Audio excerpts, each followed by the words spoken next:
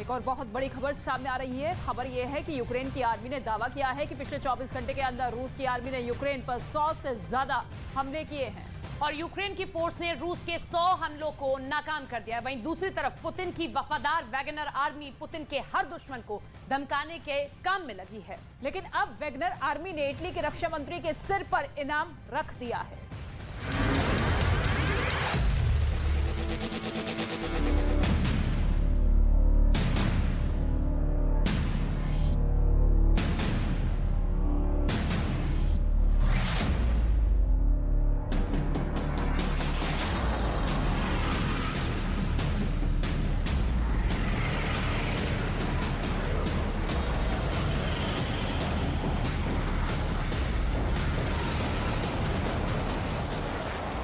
रूस का IL-78 मेडास विमान सेंट पीटर्सबर्ग से कलिनिनग्राद की दूरी 961 किलोमीटर, लेकिन इन दोनों शहरों के बीच रूस के विमान को एस्टोनिया की सीमा के पास से गुजरना पड़ता है।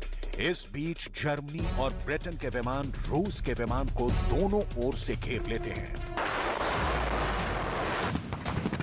यूक्रेन में आग उगलते रूस के गोलों के बीच रूस के विमान को नाटो देश एस्कॉर्ट करे। खबर आग की तरह क्रेमलिन पहुंचती है और पुतिन एक्शन में आ जाते हैं। ड्रोन कांड के बाद रूस के विमान को इस तरह रोकना फाइट को डायरेक्ट नाटो वर्सेस रूस बनाती है। पुतिन के इस वक्त के 5 बड़े दुश्मनों की डिटेल आपको आगे दिखाएंगे। उससे पहले एस्टोनिया के पास रूस के विमान को घेरने की डिटेल समझ लीजिए।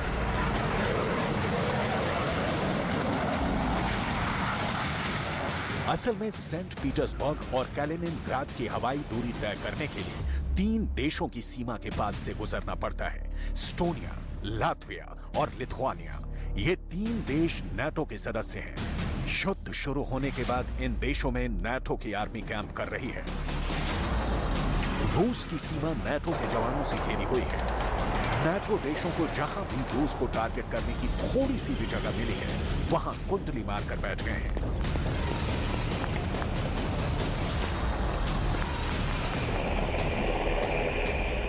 पोलैंड में न्यूक्लियर तैनाती भी इसी का हिस्सा है। इसका जवाब रूस की ओर से भी घनघोर दिया जा रहा है।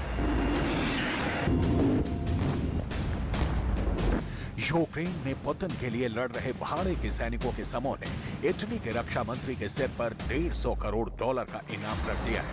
वैगनर ने यह ऐलान इटली के रक्षा मंत्री के उस बयान के बाद किया है जिसमें कहा गया है कि यूक्रेन से पलायन का कारण वैगनर आर्मी है। इटली भी नाटो का सदस्य है। ये नाटो ज़ेलेंस्की के साथ जमीन पर भले ही नहीं लड़ रहा, लेकिन उसके हथियारों के दम पर ही ज़ेलेंस्की अब तक टिके हैं।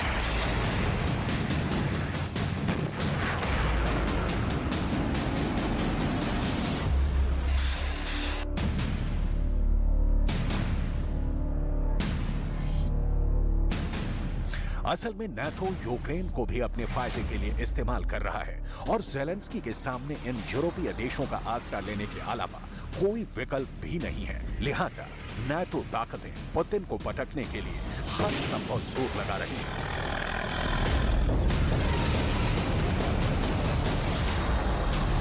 क्योंकि इससे सिर्फ पुतिन की हार सुनिश्चित नहीं होगी, चीन का मुंह भी बंद होगा।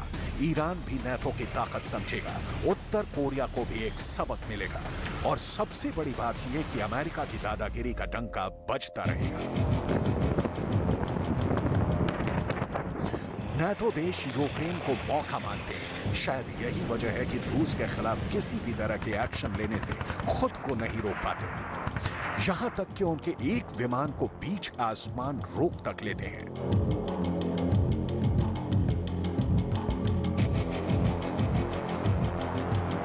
रूस का IL-78 मेडास विमान, जो कि हवा से हवा में ईंधन भरने के काम आता है। मेडास जब उड़ान पर था, उस वक्त ब्रिटेन और जर्मनी के लड़ाकू विमान नाटो के एक संयुक्त एयर पुलिसिंग मिशन पर थे। कहा गया कि रूसी विमान को एस्टोनिया के एयर स्पेस में दाखिल होने और किसी भी तरह के संभावित खतरे को रोकने के लिए एस्कॉर्ट किया गया।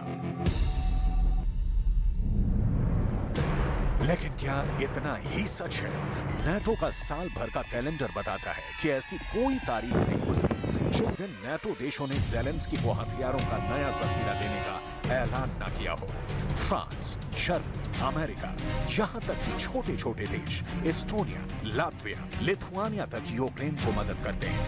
नाटो लाउड एंड क्लियर कर चुका है कि पुतिन की अपील नहीं सुनी जाएगी। ज़ेलेंस्की को हथियारों की सप्लाई जारी रहेगी। लिहाजा सवाल तो बनता है, क्या नाटो ने रूस के खिलाफ सीधा हमले की प्लानिंग कर ली है? ड्रोन नष्ट होने के बाद बाइडेन ने इरादा जाहिर कर दिया है कि पुतिन से दो हाथ करने में उन्हें कोई गुरेज नहीं, जिसकी भानगी बाइडेन न्यू जाकर भी दे चुके हैं। रूस के विमान को रोकने की घटना उस समय हुई है जब अमेरिका की एयरफोर्स ने रूस पर MQ-9 रीपर सर्विलांस ड्रोन को काला सागर के ऊपर गिराने का आरोप लगाया है। क्या काला सागर के ऊपर नाचती मौत की असली तस्वीर है रूस के विमान को जर्मनी और ब्रिटेन की ओर से रोका जाना?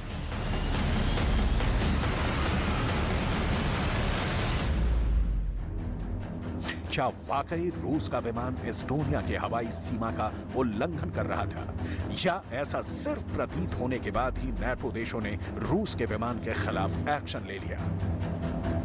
इन सवालों के डिटेल जवाब का अभी इंतजार है, लेकिन एक बार फिर जो क्लियर हुआ है वो ये कि असल में पुतिन का दुश्मन नंबर 1 यूक्रेन नहीं, अमेरिका है। पुतिन के दुश्मनों की ताजा लिस्ट चीन की सरकारी मीडिया CGTN ने अपनी रिपोर्ट में दावा किया है कि रूस की सरकार ने दुश्मन देशों की लिस्ट को मंजूरी दे दी है, जिसके मुताबिक पुतिन का दुश्मन नंबर 1 अमेरिका पुतिन की राह रोके खड़ा है। बाइडेन यूक्रेन के लिए मसीहा बने हुए हैं और इस मसीहा के अंत के बिना पुतिन के यूक्रेन विजय की राह नहीं खुलेगी। इसलिए सबसे पहले पुतिन अमेरिका को ध्वस्त करेंगे, यानी दुश्मन नंबर 1 को।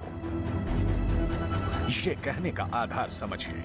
नंबर 1 वजह अमेरिका का रूस पर युद्ध के कारण प्रतिबंधों की लिस्ट। वजह नंबर 2 रूस के 4 बैंक और सरकारी तेल कंपनी पर बैन। वजह नंबर 3 रूसी विमानों के लिए अमेरिका का एयर स्पेस बंद। वजह नंबर 4 यूक्रेन को हथियार और आर्थिक मदद देना। लेकिन दिक्कत यह है कि अमेरिका अकेले नहीं है। नाटो के तौर पर यूरोपीय देश उनके साथ हैं। हालांकि पुतिन की सेहत पर इसे लेकर कोई चिंता नहीं दिखती। यूक्रेन पर बारूद की बौछार का कोई असर नहीं होता। पुतिन का दुश्मन नंबर 2 ब्रिटेन। पुतिन के तीर का दूसरा सबसे बड़ा टारगेट है। ब्रिटेन के प्रधानमंत्रियों को ज़ेलेंस्की के सपोर्ट ने पुतिन के रातों की नींद छीन ली है। लिहाजा पुतिन लंदन को भी चलाएंगे।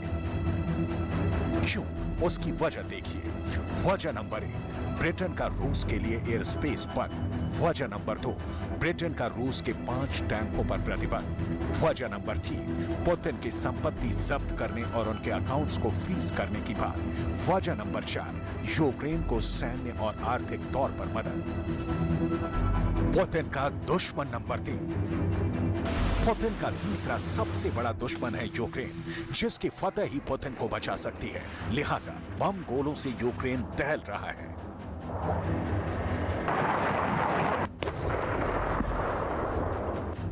पुतिन का दुश्मन नंबर 4 पुतिन का चौथा टारगेट है जापान, जो अमेरिका के साथ जुगलबंदी से चीन को भी चिढ़ा रहा है और जंग में पुतिन का साथ दे रहा है। हालांकि जापान और रूस की दुश्मनी बहुत पुरानी है।